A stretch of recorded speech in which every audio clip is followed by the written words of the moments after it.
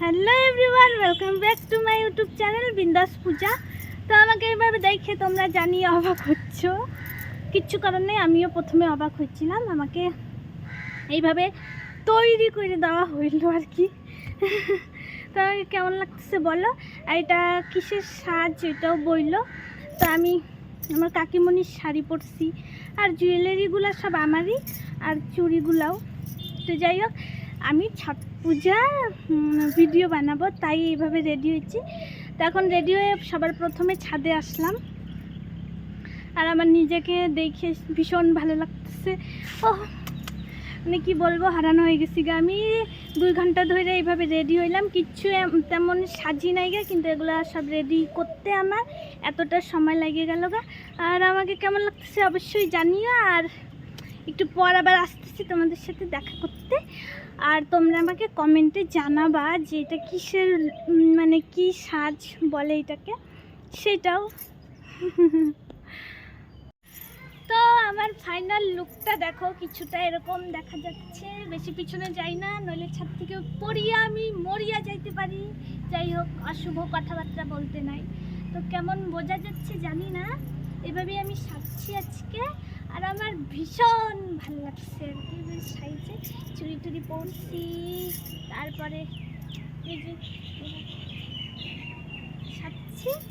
আর তোমাদেরকে তো বললামই এটা কাকিমণির শাড়ি, ব্লাউজটা আমারই, আর গয়নাগুলোও আমারই। তো আমি শাড়িটা একাই পরছি কিন্তু, আর প্লেটগুলো হচ্ছে এই আঁচলটা কাকিমণি কইরে দিল আমাকে।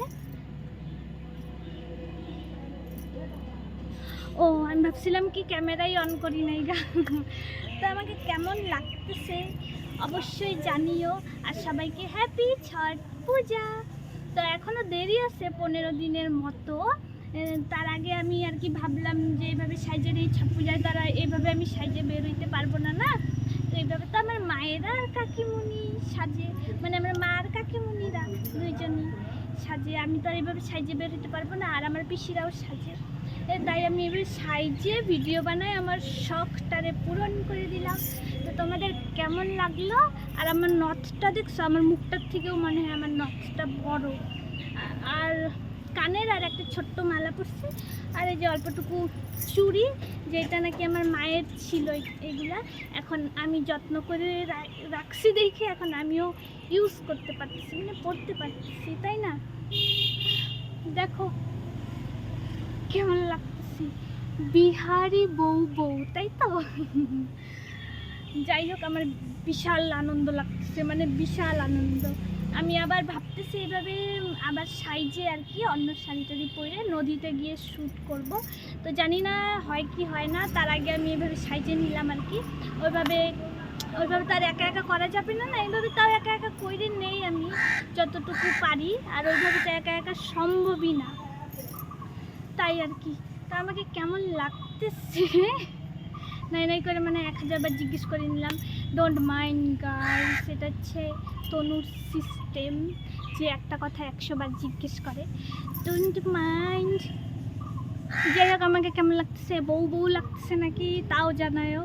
আমার নিজের বউ বউ লাগতেছে, মানে বউ মনে হচ্ছে আমার বিয়ে হয়ে গেছে না। আর আমি একটা জিনিসও নিয়ে আসছি জানো শ্যুট করার জন্য আমার, দেখাচ্ছি দাঁড়াও।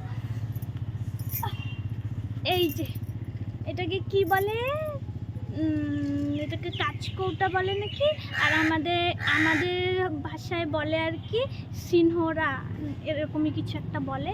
তো তোমাদের ল্যাঙ্গুয়েজে কি বলে এটাকে অবশ্যই জানিও। আর এটাতে কিন্তু ভাইবো না যে রেড কালারের সিঁদুর আছে, না, এটাতে হচ্ছে গিয়ে দেখাচ্ছি আমি কি কালার সিঁদুর। এটা যে এই যে পিঙ্ক কালারের সিঁদুর, এটা আমাদের বিয়েতে এই কালারের সিঁদুর দিয়েই আমাদের বিয়ে হয় আর কি।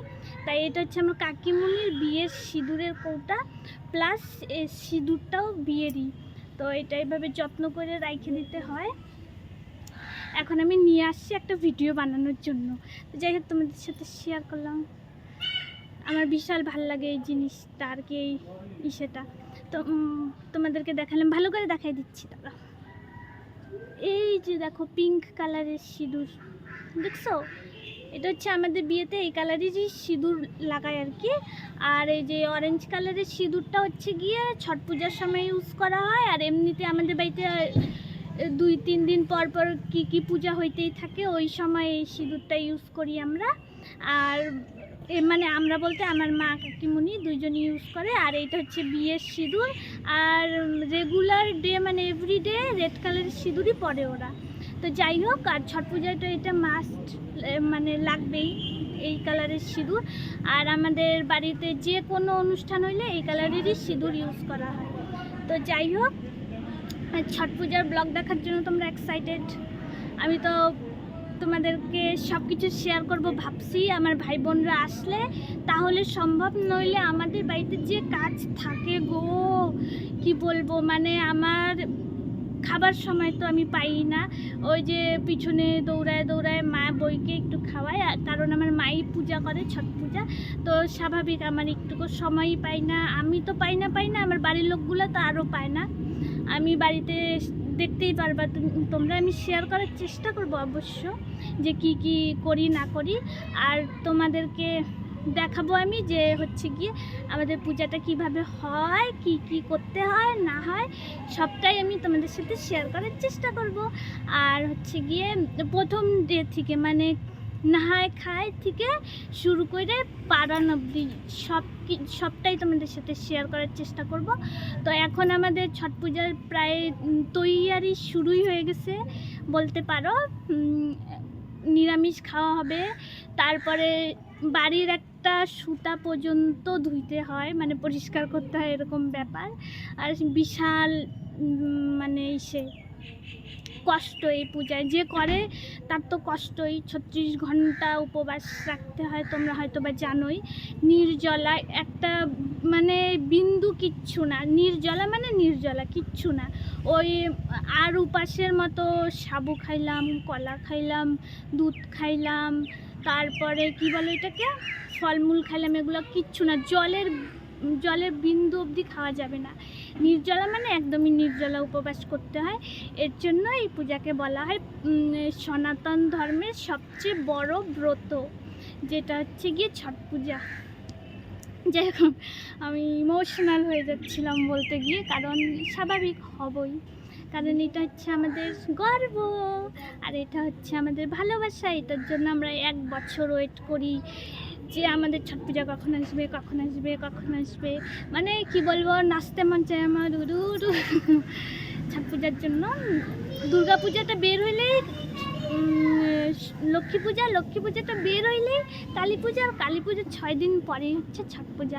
আমাদের দিওয়ালি আর ছট পূজা একসাথেই যে কিভাবে ধুমধাম করে মানানো হয় ওইটা আর কি তোমাদের সাথে আমি শেয়ার করবো। এবার ভাইবে রাখছি ভালো করে শেয়ার করার চেষ্টা করব। আর হচ্ছে গিয়ে কি বলে সব ডিটেলসে তোমাদেরকে সব কিছু দেখাবো।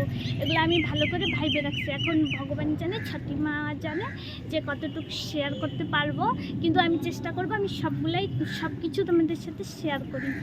আর এখন আমাদের প্রায় কাজকর্ম সব শুরু হয়ে গেছে না পূজার। তো এখন সে জিনিসপত্রগুলো আনা হইলে আমি ব্লগ একটা একটা করে ছাড়া স্টার্ট করব তোমাদের সাথে, মানে তোমরা যেন দেখতে পারো, বুঝতে পারো সব কিছু। আর আমি নিজে আর কি আমার ঠাম্মির কাছে জানিয়ে নিব সব কিছু আরও ভালো করে, যেন তোমাদেরকে আমি বোঝাইতে পারি, এই জন্য আর কি। তো যাই হোক, আজকে আর বেশি কথা বলি না। আমাকে কেমন লাগছে এটা অবশ্যই জানাইতে ভুলবা না। এই যে সাচ্ছি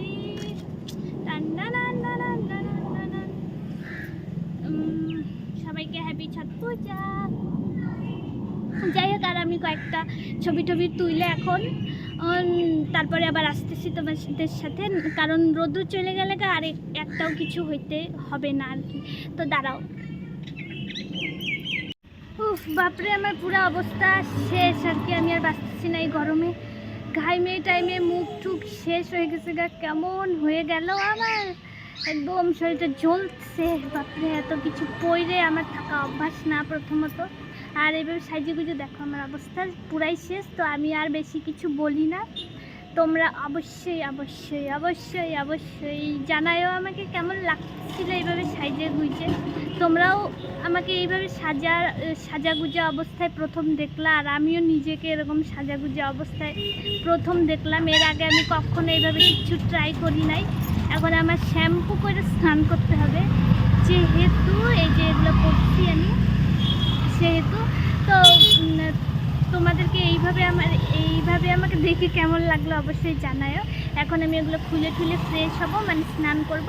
এখন প্রায় বাজে কয়টা জানো, তোমাদেরকে বলছি 5:30। আমার মা আমাকে আজকে গলা কাইটে ফেলাই দিবে আর কি। যাই হোক, আজকেরটা ভিডিওটা একটু থাক, আবার নেক্সট ভিডিওতে